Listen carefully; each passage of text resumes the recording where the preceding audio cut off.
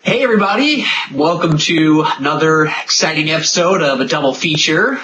This is that time of the week where we come together and we get to talk about the movie and our thoughts. So if you're here and you're like, what's going on? Be sure to head to our website to read our reviews first. It's always a good place to start. Yeah.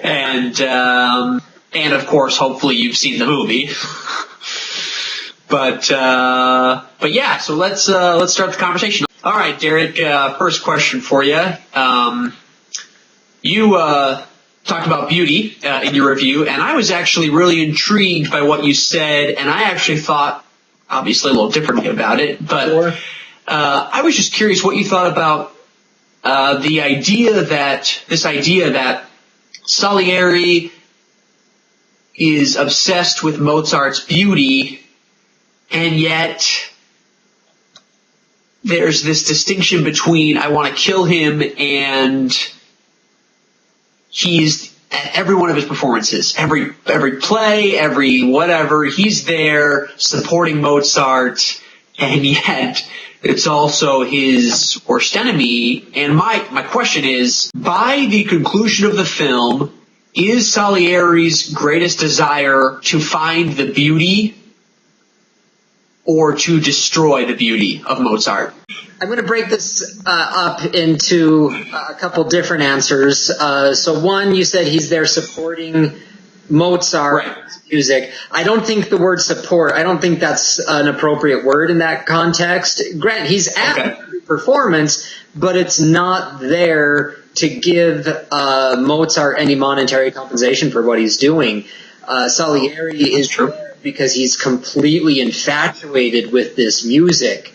And I think that it's that effect throughout all of Mozart's music. He's incredibly captivated by it. And I think that's the word we should use. The beauty captivates him. He becomes completely powerless once that music is in place and the beautiful music is in place. But because it captivates him, it also infuriates him. Just like a caged animal, he can't get he can't get out of it.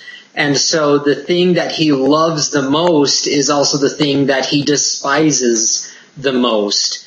And he's always going to be caught in this eternal struggle of rapture and ultimate eternal defeat in the face of this beauty.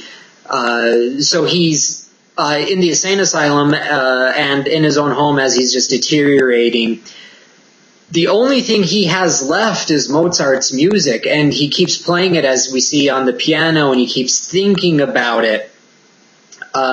But the comment that he tells the priest is, "Your merciful God has tortured me for 32 years. And it's torturing with the beauty that he absolutely loves. He refuses to let this beauty go, but at the same time he knows he can never possess it because he is caged and controlled by it."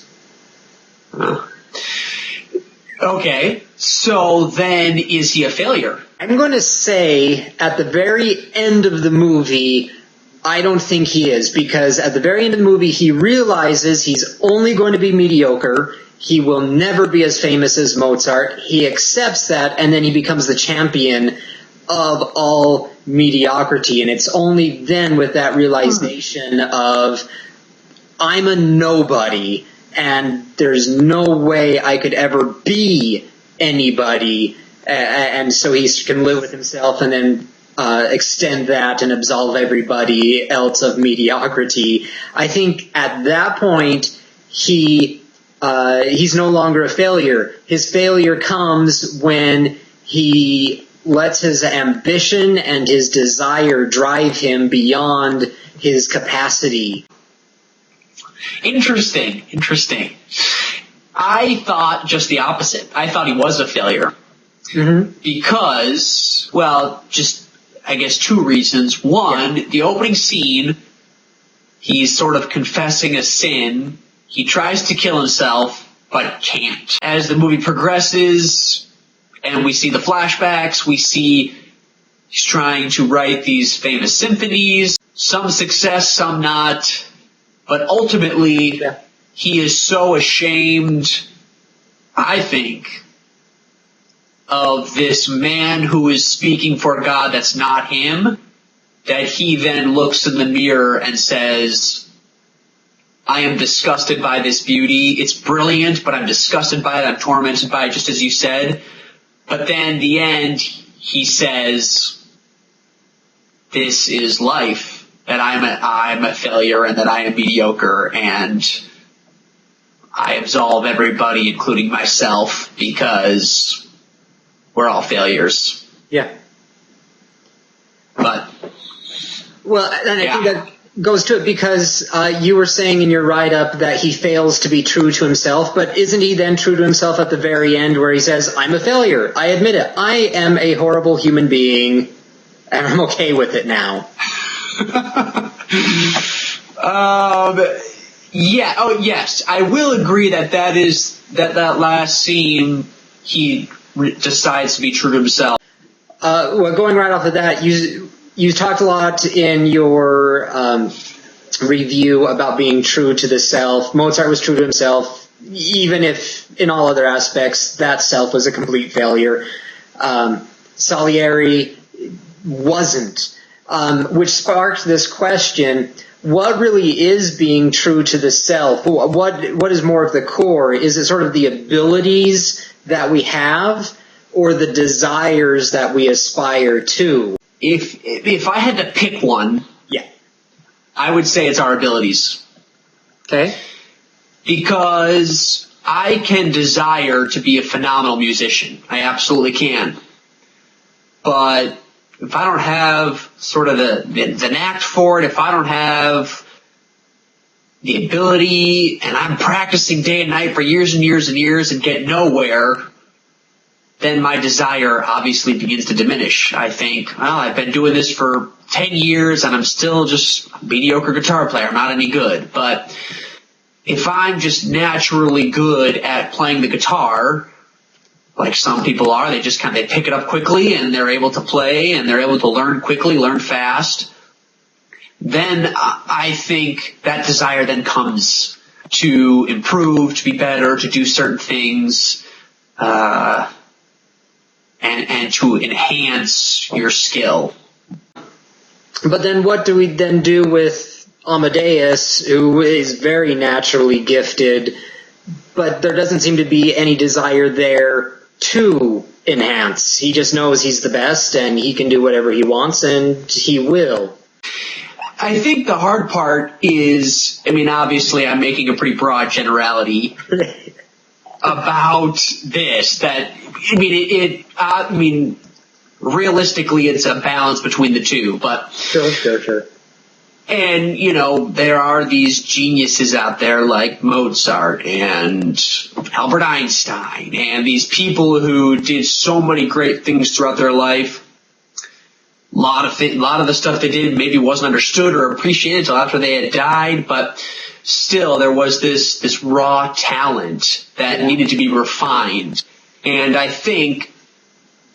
hope that is sort of the point that this filmmaker is trying to make, is that we all have this raw talent that we need to sharpen, and if we don't sharpen it, potentially we'll be driven to a place, whether it be jealousy, insanity, mediocrity, whatever. Yeah, I can see that point very clearly in the film, especially at the end. But at the same time, I'm worried if that won't lend itself to, on the one hand, a fatalist sort of outlook of, oh well, this is what I am. I might just live with it.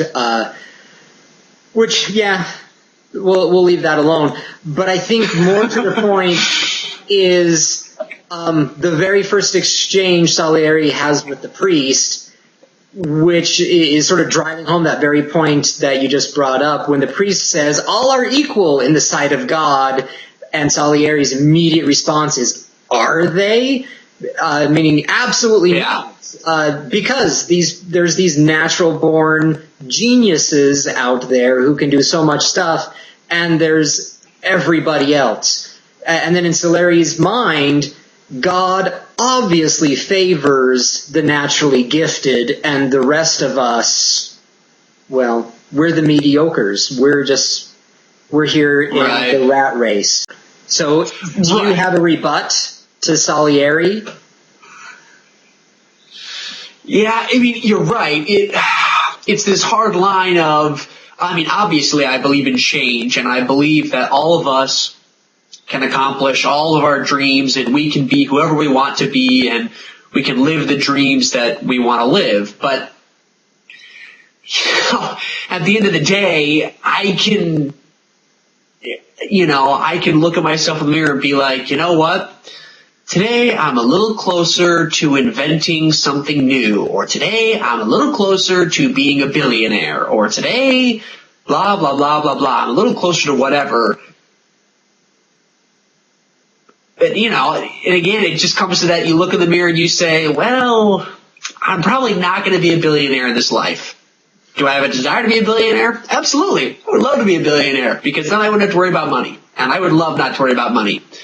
But unfortunately, I was not blessed with a humongous trust fund, or I wasn't blessed with some brilliant idea that's going to spark a revolution like Facebook. Or, I don't have anything like that. So I am then stuck with my immediate surroundings, my immediate choices, which then I do my best to make the best of. So that brings another exciting episode to a close, but as always, feel free to hop in the conversation and tell us what you think. What do you think about if Salieri was a failure, and whether being true to yourself means following your desires or following your talent? We'd love to hear from you and what you have to say. And in the meantime, until we meet again next week, feel free to hop over to our website and read our reviews for the next film, and follow us on social media and see all the stuff that we're up to throughout the week. But until next time, thanks for joining us, and we'll see you next week.